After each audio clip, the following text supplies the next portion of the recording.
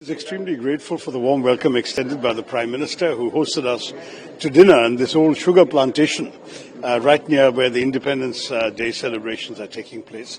We recognize it's a very busy time for the government of Guyana. They have, as you know, their big 59th Independence Day coming up.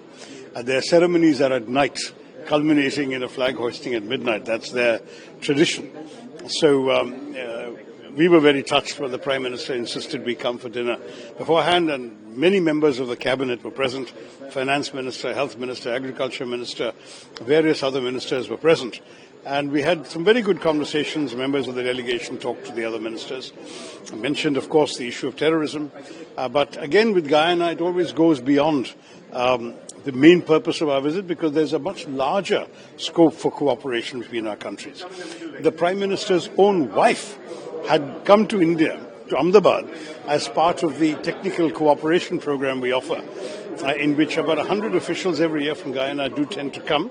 And these officials are trained in India for 6 weeks, 3 months, 6 months, depending on the project, on specific areas. She had come and studied entrepreneurial and NGO management. Fascinating.